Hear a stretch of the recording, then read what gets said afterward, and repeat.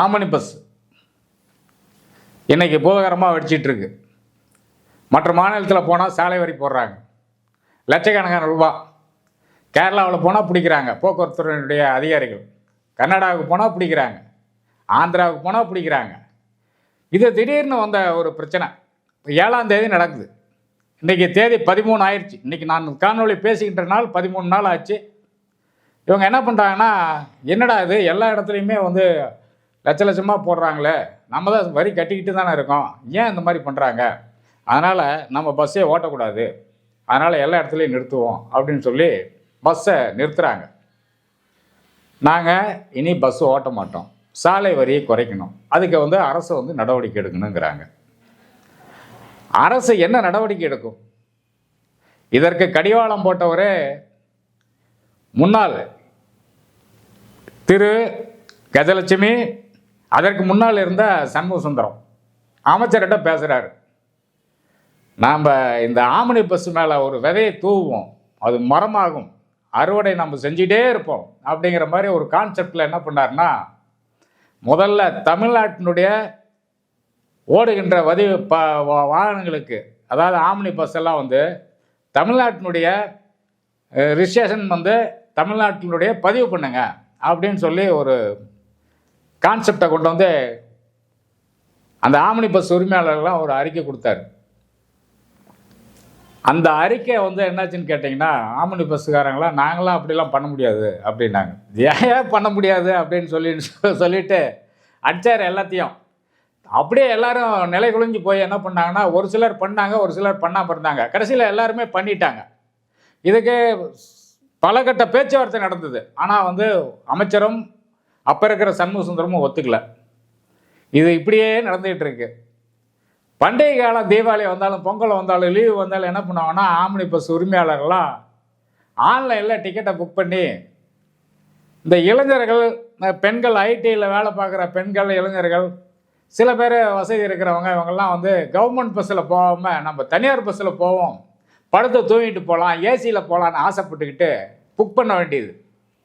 அப்போ ஒரு 2500 ரூபா கோயம்புத்தூருக்குன்னு வச்சிங்களேன், 6000 7000 ரேட் ஏற்றுவாங்க. மதுரைக்கு போகிற 8000 கொடுன்னுவாங்க, கன்னியாகுமரிக்கு போகிற 10,000 கொடுன்னுவாங்க ஒரு டிக்கெட்டு. இப்படி தாறுமாறான விலைகளை வச்சு இவங்க ஒவ்வொரு ட்ராவல்ஸு ஆம்னி பஸ் உரிமையாளர்களும் டிக்கெட்டை பதிவு பண்ண ஆரம்பித்தாங்க. இது பெரிய தலைவலியாக போச்சே அப்படின்னு சொல்லி என்ன பண்ணாங்கன்னா, கவர்மெண்ட்டு இதுக்கு ஒரு முற்றுப்புள்ளி வைக்கணும் அப்படின்னு சொல்லி போக்குவரத்துறையினுடைய ஜேடிசி, டிடிசி, இந்த ஆர்டிஓ இவங்களெல்லாம் வந்து ஒரு கான்ஃபரன்ஸ் வைக்கிறாங்க ஆன்லைன் மூலிமா. அதில் இதுக்கு என்ன தீர்வுகளை பார்க்கலாம், பண்ணலாம் அப்படிங்கிற ஒரு முடிவு எடுக்கிறாரு. இவங்ககிட்டலாம் ஆலோசனை கேட்டு, இந்த ஆலோசனை மூலமாக என்ன நடக்குதுன்னு கேட்டிங்கன்னா, விடிய விடிய பண்டிகை காலங்களில் ஆர்டிஓ, எம்இ இன்ஸ்பெக்டரு, இந்த செயலாக்க பிரிவில் இருக்கிற அதிகாரிகள் பூரா செக் போஸ்ட்டில் பனி மழை எதையுமே பார்க்குறது கிடையாது. நின்று வாகனத்தில் தணிக்கை பண்ணி யார் யார் டிக்கெட் அதிகமாக வாங்கியிருக்காங்க, எந்தெந்த பஸ்ஸு அதிகமாக வாங்கிச்சா அந்த பஸ்ஸில் இருக்கிறவங்களையெல்லாம் இறக்கிவிட்டு எவ்வளோப்பா வாங்கினாங்க, என்ன வாங்கினாங்க, ஏது அப்படின்னு கேட்டு அதிகமான கட்டணம் வாங்கின பஸ்ஸுக்கு பூராமே அபராதத்தை வச்சாங்க. அதிகமான கட்டணம், அரசு நிர்ணயித்த கட்டணத்தோடு அதிகமாக வச்ச, அதாவது போக்குவரத்துறை அமைச்சர் என்ன பண்ணார்னா, இவ்வளோதான் நீங்கள் வாங்கணும் அப்படிங்கிற பேசிக் அடிப்படையில் ஒரு கட்டணத்தை சொல்லியிருந்தார். அது ஆணையரும் வந்து இதுதான் நீங்கள் பண்ணணும், இதுக்கு மேலெலாம் வாங்கக்கூடாது மக்கள்கிட்ட அப்படின்னு சொல்லி அவங்களும் வந்து ஒரு வாய்மொழி உத்தரவு இவங்க தாறுமாறாக ஏற்றுனதுனால அதே கட்டணம் வாங்கினதெல்லாம் திருப்பி நீங்கள் பஸ்ஸு இப்போ இருக்கிற பேசஞ்சர்கிட்ட, பயணிகள்கிட்ட கொடுத்துட்டு அந்த வண்டியை சிறைப்பிடிச்சாங்க. வாகனத்தை சிறைப்பிடிச்சு கொண்டு போய் ஆர்டி ஆஃபீஸில் நிறுத்த வேண்டியது, இல்லைன்னா போலீஸ் ஸ்டேஷனில் நிறுத்த வேண்டியது. இதனால் பதறி போய் என்ன பண்ணாங்கன்னா, எங்களால் வாகனமே அதாவது ஆம்னி பஸ்ஸை இனிமேட்டு ஓட்ட முடியாதாட்டிருக்கு, நாங்கள் பல கோடி, ஒரு கோடி 80 லட்சம் 90 லட்சம் ரூபாய்க்கு ஒரு பஸ்ஸை வாங்கி விட்டு அதை லக்ஸரியாக வச்சு இந்த மாதிரி பண்ணுறதுனால எங்களுக்கு ரொம்ப இடைஞ்சலாக இருக்குது, இது இனிமேட்டு நடைமுறைக்கு ஆகாது, சரி என்னவோ அரசு பண்ணட்டும் பார்த்துக்குவோம் அப்படின்ற மாதிரி ஆம்னி பஸ் உரிமையாளர்களும் ஒரு கை பார்த்துடலாம் நாமளா கவர்மெண்ட்டான்னு சொல்லி முடிவெடுத்தாங்க. இந்த முடிவுக்கு சண்முக சுந்தரம் யோசிச்சார், ஆம்னி பஸ்ஸு வர வர ரொம்ப ஓவராக பண்ணிகிட்ருக்காங்க, இவங்களை கட்டுப்படுத்தவே முடியல. சரி பார்ப்போம், முடிவு பண்ணுவோன்னு சொல்லிட்டு மத்திய அரசு ஒரு திட்டம் கொண்டு வந்தது 2021 ஆல் இண்டியா பர்மிட்டுன்னு சொல்லிட்டு. அந்த திட்டத்தை அமல்படுத்துறதுக்கு முயற்சி எடுத்தார். அமைச்சர்கிட்ட பேசினார். அமைச்சரும் சரி இது சரியான திட்டம் தான், நடைமுறைப்படுத்துவோன்ட்டார். அப்போ ஆல் இண்டியா பர்மிட்டினுடைய அந்த சாலை வரிகளை தமிழ்நாடு அரசு என்ன பண்ணாங்க, எங்களுக்கெல்லாம் அந்த சாலை வரி கட்டியே ஆகணும்னாங்க. கட்டினாங்க. கேரளா, கர்நாடகா, இந்த பாண்டிச்சேரி, இந்த யூனியன் பிரதேசம், இது மற்ற தெலுங்கானா, இங்கே கர்நாடகா போகக்கூடிய ஆமணி பஸ் எல்லாம் சரி தமிழ்நாட்டில் தானே கட்டுறோம், மற்ற மாநிலத்தில் இது கிடையாது, பிரச்சனை இல்லையே, சரி பார்த்துக்குவோம் அப்படின்னு சொல்லி அவங்க தொடர்ந்து ஓட்டிகிட்ருக்காங்க. இந்த விதையை போட்டது யாருன்னு கேட்டிங்கன்னா தமிழ்நாடு அரசு, ஐஏஎஸ் சண்முக சுந்தரமும் போக்குவரத்துறை அமைச்சரும் விதையை போட்டாங்க. ஆமணி பஸ் மேலே தூவுனாங்க, எல்லாம் முளைச்சிது. இப்போ அறுவடை பண்ணிகிட்ருக்காங்க. இந்த அறுவடையை பார்த்து மற்ற மாநிலம்னா என்ன பண்ணுச்சுன்னா, தமிழ்நாடு அரசு மட்டும் வருஷத்திற்கு மாதத்திற்கு கோடிக்கணக்கான ரூபாய் ஆம்னி பஸ்ஸில் இருந்து வருமானம் வருது. இப்போ நாம் ஏன் விடணும், நாம் விடக்கூடாது அப்படின்னு சொல்லி அவங்க ஒரு முடிவு பண்ணி திடீர்னு ஒரு 6ஆம் தேதி என்ன பண்ணுறாங்கன்னா 6/7 கேரளாவில் முதல்ல ஆரம்பிக்கிறாங்க. போக்குவரத்துறையினுடைய அங்கே இருக்கிற அதிகாரிகள் என்ன ஆரம்பிக்கிறாங்க, எங்களுக்கு சாலை வரி கட்டிட்டு போ, கட்டினா தான் உள்ளே வரணும் அப்படின்னு சொல்லி சிறைப்பிடிக்கிறாங்க. அபராதம் போடுறாங்க. லட்சக்கணக்கான ரூபாய் அபராதம் போட்டோன்னே அவங்க அப்படியே திணறாங்க, என்னடா பண்ணுறது அப்படின்னு. இந்த பக்கம் கர்நாடகா போனால், பெங்களூர் போனாலும் இதே பிரச்சனை, கேரளா போனாலும் இதே பிரச்சனை. இது ஒன்றும் வேலைக்கு ஆகாது, நம்ம பஸ்ஸெல்லாம் நிறுத்துவோம். ஏன்னா சிறைப்படுத்திய பஸ்ஸெல்லாம் வந்து அங்கே நிற்கிது, பணம் கட்டினா தான், வரி கட்டினா தான் வெளியே வரும். இது இப்படியே வந்து தொடர்ந்து வந்துக்கிட்டு இருந்தால் நம்மளால் பஸ்ஸு ஓட்ட முடியாது அப்படின்னு ஒரு முடிவுக்கு வர்றாங்க. இந்த முடிவின் எதிரொலியில் கடந்த 7ஆம் தேதியிலிருந்து இன்றைக்கி 13ஆம் தேதி, இன்றைக்கி நான் பேசிகிட்டு இருக்கிற வரைக்கும் நாங்கள் பஸ்ஸை ஓட்ட மாட்டோம் அப்படின்னா, ஓட்டலைன்னா எங்களுக்கு என்ன, அமைச்சர் ஓட்டல நின்றுட்டு போட்டோம், நிறுத்துங்க. அவங்க வாங்கிறதுக்கு இது வந்து சட்டம் ஒன்று தான், அவங்க இப்போ வாங்கியிருக்காங்க. அதுக்கு நாங்கள் வந்தாமல் அங்கே போய் கேரளாவிலையோ இல்லை கர்நாடகாவிலையோ நாங்கள் பேச முடியாது. நாங்கள் என்ன பண்ணுவோன்னா, இங்கே என்ன வாங்குகிறோமோ அதை வாங்கிட்டு தான் இருப்போம். நீங்கள் அதிக பஸ்ஸு கட்டணம் பயணிக்கிட்டு வாங்கினா அது நாங்கள் அபராதம் போடுவோம், சரி பிடிப்போம், எங்களுடைய வேலைகள் தொடர்ந்து நடக்கும். அது கேரளா கவர்மெண்ட்டு, நாங்கள் போய் அவங்ககிட்ட வந்து நிறுத்துன்னு சொல்ல முடியாது. கேரளா கவர்மெண்ட்டும் கர்நாடகா கவர்மெண்ட்டும் என்ன சொல்லுதுன்னா, மத்திய அரசு திட்டத்தை 2021 நான் அறிவித்ததை நாங்கள் ஒபே பண்ணுறோம், நீங்கள் இங்கே கட்டிட்டு போங்கங்குது. இப்போ இவங்கெல்லாம் ஆமணி பஸ் உரிமையாளர்கள் ஒவ்வொரு மாவட்டத்துலேயும் நாங்கள் ஓட்ட மாட்டோம், ஓட்டலைன்னா போயிட்டு போங்கன்றாங்க அரசு. ஏன்னா அவங்க வந்து அவங்களுடைய நடைமுறையை கடைப்பிடிக்கிறாங்க. தமிழ்நாடு அரசு யார் எந்தெந்த மாநிலத்தில் பேச முடியாது, சட்டம் ஒன்று தான். அப்போ அமைச்சர் என்ன பண்ணுறாருன்னா, நீங்கள் சபரிமலை சீசன் தானே பார்த்துக்கலாம், நாங்கள் எங்கள் கவர்மெண்ட் பஸ் அனுப்புகிறோம், இல்லைன்னா கான்ட்ராக்ட் எடுக்கிற பஸ்ஸை பார்த்துக்குவோம் அப்படின்னு சொல்லி ஒரு முடிவு பண்ணுறாங்க. நேற்றைக்கு பேச்சுவார்த்தை நடக்குது அமைச்சர்கிட்டையும் ஆணையர் கஜலட்சுமிட்டையும் நடக்குது. இதில் சில அதிகாரிகள் ஜேடிசி டிடிசி இவங்கெல்லாம் ஆலோசனை கேட்டு, சில அதிகாரிகள் அங்கே இருக்கிற அதிகாரிகள்லாம் உட்காந்து சிட்டிங்கில் உட்காந்து பேசுகிறாங்க. அந்த சங்கத்தினுடைய தலைவர் அன்பழகன், இன்னும் மற்ற சங்கத்தினுடைய தலைவர்களும் சேர்ந்து பேசுகிறாங்க. அவங்க என்ன சொல்கிறாங்கன்னா, தலைவர்கள்லாம் எங்களால் பஸ் ஓட்ட முடியாது, டிரைவர்லாம் பாதிக்கிறாங்க, வாழ்வாதாரம் எங்களுக்கு ரொம்ப, அதாவது நாங்கள் நெருக்கடியில் இருக்கோம், எல்லாம் கடன் வாங்கி தான் பஸ்ஸை ஓட்டிகிட்ருக்கோம், எங்களால் ஓட்ட முடியாது, இப்படியே போனோம், நீங்கள் தமிழ்நாடு அரசு ஏதாவது பேசுங்க, இல்லைன்னா நீங்கள் சாலை வரி குறைங்க, நீங்கள் குறைங்க அவங்களும் குறைப்பாங்க அப்படின்னு சொல்லி இவங்க பேச அவங்க ஏற்றுக்க மாட்டேன்ட்டாங்க. இப்போ தமிழ்நாடு அரசு நடவடிக்கை எடுக்கணுங்கிறாங்க. எதை வச்சு நடவடிக்கை எடுப்பாங்க? ஆம்னி பஸ் உரிமையாளர்கள்லாம் எல்லாருமே லக்ஸுரி பஸ் தான் வச்சுருக்கீங்க, எல்லாம் கடனை வாங்கி தான் வச்சுருக்கீங்க. அன்பழகன் ஒரு பக்கம் தடுமாறுறாரு, யார் தலைவர். ஏன்னா அவருடைய சந்தாதார உறுப்பினர்லாம் கேட்பாங்களா, தலைவராக இருக்கிற ஏதாவது செஞ்சு கொடுன்னு கேட்பாங்களா. அவர் எதுவும் பதில் சொல்ல முடியல.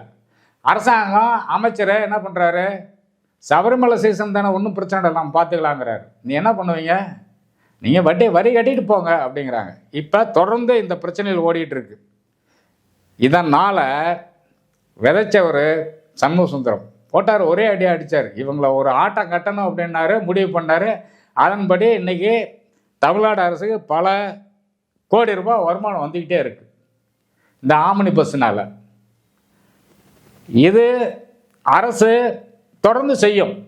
அதே மாதிரி மற்ற மாநிலங்களும் இனிமேல் அவங்களும் வரி கட்டி, சாலை வரி கட்டினா தான் நாங்கள் உள்ளே விடுவோன்னுவாங்க. இது வரைக்கும் புள்ளி விவர கணக்குப்படி 1,18,00,000 வருமானத்தை ஈட்டிருக்காங்க கேரளாவும் கர்நாடகாவும். அப்போ ஒரு 10 நாளைக்குள்ளேயே இந்த ஒரு 10 நாள் கூட ஆகலை, இவ்வளோ பணம் வசூல் ஆகுதுன்னா அவங்க கவர்மெண்ட்டு சும்மா இருக்குமா? விடாது. இவங்க அன்பழகனும் மற்ற சங்க தலைவர்களும் தமிழ்நாடு அரசை நீங்கள் அமைச்சரை கேளுங்கன்னா எப்படி கேட்பாங்க? கேட்கவே மாட்டாங்க. ஆணித்தரமாக சொல்கிறேன், ஆம்னி பஸ் உரிமையாளர்கள் வரி கட்டியே ஆகணும். விதி அதுதான். நீ அதை மாற்ற போகிறதில்ல. நீ டெல்லியில் போயிட்டு நரேந்திர மோடிக்கிட்டேயோ அல்லது அது அமித்ஷாக்கிட்டேயோ உட்காந்து யாரும் பேச போகிறதில்ல. ஏன்னா ஏற்கனவே திமுக அரசு பல்வேறு நடவடிக்கைகள் எடுத்துகிட்டு இருக்காங்க. காரணம் என்னன்னு கேட்டிங்கன்னா, பாரதிய ஜனதா எந்த நிதியுமே தராமல் பல கட்டங்களில் இவங்களை போட்டு நெருக்கடி பண்ணிக்கிட்டே இருக்காங்க. தமிழ்நாட்டினுடைய முதலமைச்சர் அதை ஏற்றுக்கிட்டே இருக்கிறாரு. அப்படி இருக்கிற சூழ்நிலையில் இந்த அமைச்சர் போய் கேரளாவில் போய் உட்காந்து பேசுவாரா, இல்லை கர்நாடகாவில் போய் எங்கள் ஆளுங்களுக்கெல்லாம் இதெல்லாம் பண்ணி கொடுன்னு பேசுவாரா? ஒரே வார்த்தை சொல்லுவாங்க, உன் மாநிலத்தில் என்ன நடக்குதோ அதுதான் நாங்கள் எங்கள் மாநிலத்தில் நடக்குது, எங்களால் ஒன்றும் பண்ண முடியாது. இது எல்லா மாநிலமும் அதாவது என்ன சொல்லுவாங்கன்னா, இதெல்லாம் எடுக்கிறது மோடி தான் எடுக்கணுன்னுவாங்க. அன்புள்ளவர்களே, ஆம்னி பஸ்ஸினுடைய விவகாரம் இதே போன்று நீடித்தால் அவர்களால் பஸ்ஸு ஓட்ட முடியாது. இல்லை சாலை வரி கட்டி தான் ஆகணும், இல்லது பயணிகள் மேலே காசை ஒரு டிக்கெட்டுக்கே இவ்வளோன்னு சொல்லி தலையில் சுமத்தியே ஆகணும். அரசு என்ன பண்ணோம், நீங்கள் ஆம்னி பஸ் ஓட்டலைன்னா நாங்கள் தமிழ்நாட்டில் இருக்கிற எங்கள் வாகனத்தை, போக்குவரத்து துறையில் இருக்கிற வாகனத்தை நாங்கள் இயக்குவோம். சபரிமலைக்கு போகிறவங்க யாத்திரையர்கள் கண்டிப்பாக போவாங்க. இந்த ஆம்னி பஸ் ஓடுறதுனாலையோ நிறுத்தினதுனாலையோ அவங்களாம் யாரும் நிற்க போகிறதில்ல.